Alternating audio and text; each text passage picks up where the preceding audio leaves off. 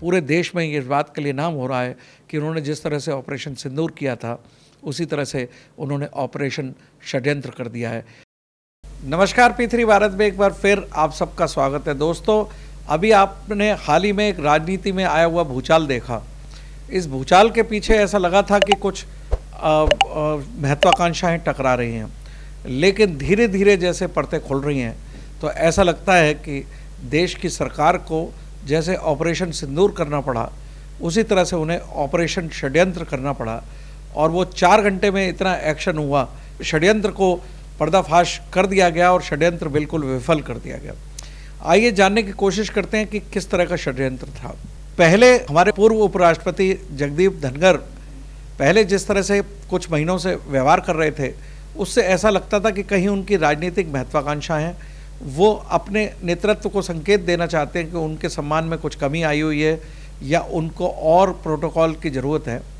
केवल इतनी महत्वाकांक्षा की अपेक्षा की जा रही थी तो सरकार इस बात पर निश्चिंत थी कि एक व्यक्ति जो पार्टी की मुख्य धारा से जुड़ा हुआ है और लॉयल्टी टू दिस गवर्नमेंट है, उसमें कहीं कमी नहीं है। केवल अपने बुजुर्गियत के हिसाब से या अपने पद के हिसाब से कुछ वो अधिक महत्वाकांक्षी हो गए हैं। लेकिन जैसे ही राज्यसभा का सत्र शुरू हुआ उसमें ये जो आभास हुआ वो आभास सरकार को सकते में डालने वाला था। सरकार को ये आभास हुआ कि कोई षड्यंत्र के अंतर्गत धनखड़ साहब किसी षड्यंत्र में फंसे हुए देख रहे हैं और वो विपक्ष की जो है पाले में जब पहुंच चुके हैं और वो गेम खेलने की कोशिश कर रहे हैं, ऐसा उनका मानना हुआ।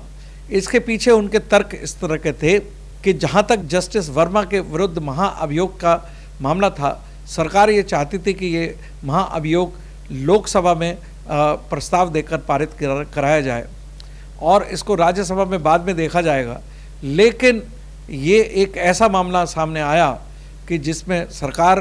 के मंत्री जो उस समय राज्यसभा में उपस्थित थे वो अचंभित रह गए और उनको ये भनक लग गई कि बहुत बड़ा प्लानिंग के तहत कार्य हो रहा है। राज्यसभा में आनन फानन में 63 व्यक्तियों के सिग्नेचर से एक जस्टिस वर्मा के विरुद्ध महाअभियोग का प्रस्ताव आया, जिस प्रस्ताव पर केवल विपक्ष के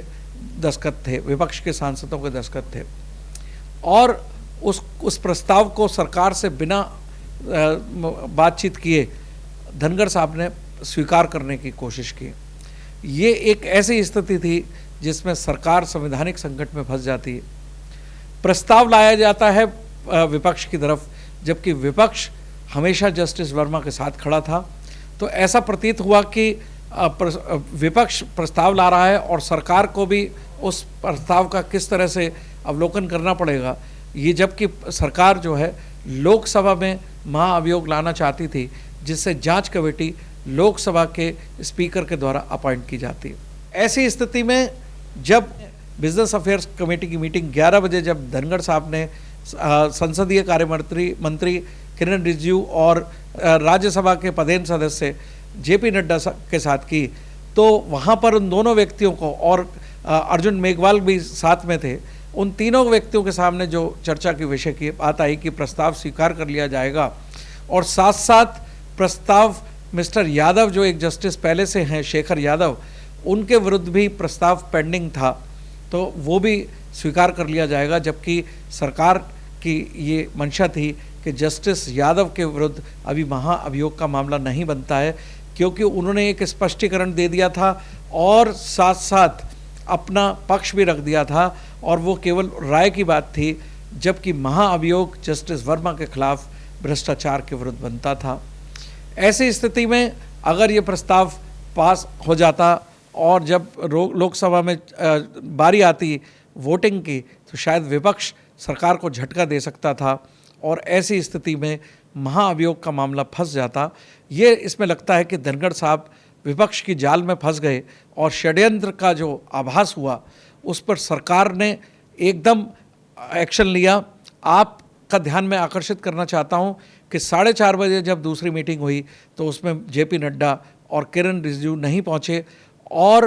धनखड़ साहब को एक संदेश दिया गया कि आप तुरंत जाकर इस्तीफ़ा दीजिए, और उनके इस तरह से डायरेक्ट ना कहने के अलावा उनके विरुद्ध एक माहौल बनाने की कोशिश सरकार के पास और कोई रास्ता नहीं था। उन्होंने 10-10 के ग्रुप में सांसदों को राज्यसभा के प्लेन पेपर पर सिग्नेचर कराना शुरू करे, जिसके पीछे आधार तो ये दिया गया कि वो महाअभियोग के बारे में प्रस्ताव के सिग्नेचर है, लेकिन धनगर साहब को इनडायरेक्टली मैसेज दिया गया कि उनके षड्यंत्र पर सरकार पकड़ में नहीं आएगी और उनके विरुद्ध भी महाअभियोग का प्रस्ताव रख दिया जाएगा। ऐसी स्थिति में जो आपको मैं ये बताना चाहता हूँ कि एक ऐसा षड्यंत्र था जिसमें धनगर साहब से कभी उम्मीद नहीं की जा सकती थी, और विपक्ष का षड्यंत्र में धनगर साहब टारगेट बने और धनगर साहब की कहीं गलती हुई, जिसकी वजह से उनको ये ऐसा आनन फानन में संदेश दिया गया कि यदि आप अगर ऐसा कदम नहीं उठाएंगे तो आपके विरुद्ध महाअभियोग लाया जाएगा, ऐसा सूत्रों का मानना है। और इसी स्थिति में आपने एक और चीज़ देखी होगी कि धनगर साहब राष्ट्रपति भवन बिना पूर्व सूचना के गए और बिना समय लिए गए, तो ये भी मुझे लगता है कि उनको निर्देशित किया गया कि वो तुरंत राष्ट्रपति भवन जाएं और अपना इस्तीफा सौंपें, अन्यथा कल की स्थिति में उनके विरुद्ध महाअभियोग का प्रस्ताव भी लाया जा सकता है, और जिससे कि धनगर साहब का जो षड्यंत्र में शामिल होने का अनुमान लगाया जा रहा था, उस अनुमान को समाप्त करने के लिए, समूल नाश करने के लिए ऑपरेशन षड्यंत्र जारी किया गया सरकार के द्वारा, और उस पर सरकार ने सफलता भी पाई, उनके ऊपर दबाव बनाया और राष्ट्रपति भवन को भी बिना सूचना के राष्ट्रपति पहुँचे। तो ये कहानी कहता है कि 4 घंटे का जो ऑपरेशन था, उपराष्ट्रपति धनगर साहब को जबरदस्ती राष्ट्रपति भवन भेजा गया और इस तरह से माहौल बनाया गया कि यदि आप इस्तीफा नहीं देते हैं तो आपके विरुद्ध महाअभियोग लाया जाएगा।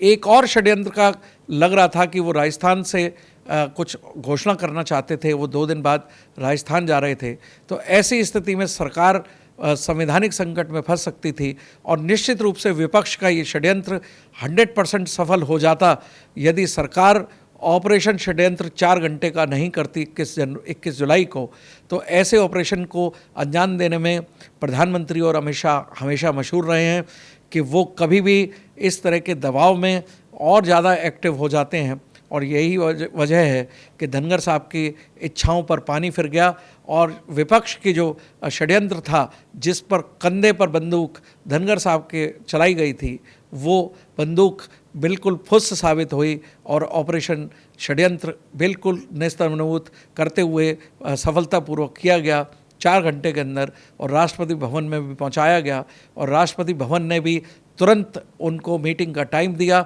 और तुरंत उनसे इस्तीफ़ा ले लिया। तो ये ऐसा लगता है कि धनगर साहब ने स्वास्थ्य के कारणों से इस्तीफ़ा नहीं दिया है, लेकिन उनके द्वारा की गई जो कार्रवाई थी, इनके द्वारा की गई जो प्लानिंग थी विपक्ष के साथ मिलकर, विपक्ष के षड्यंत्र में शामिल होने पर, जिसमें सरकार बहुत ही बुरी तरह से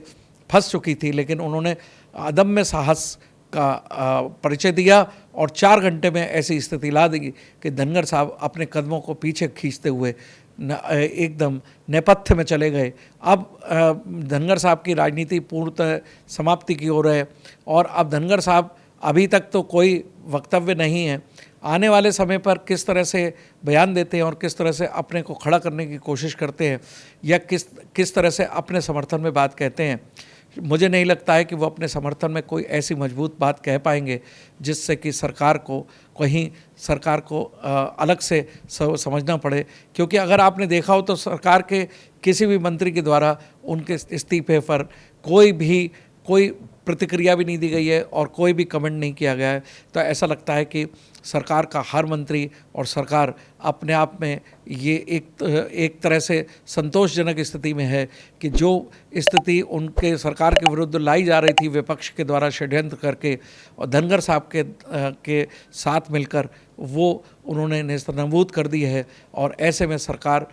का पूरे देश में ये बात के लिए नाम हो रहा है कि उन्होंने जिस तरह से ऑपरेशन सिंदूर किया था, उसी तरह से उन्होंने ऑपरेशन षड्यंत्र कर दिया है। आइए और भी परतें फ्यूचर में खुलेंगी जिस पर चर्चा करेंगे फिर अन्य किसी तथ्यों के साथ। धन्यवाद।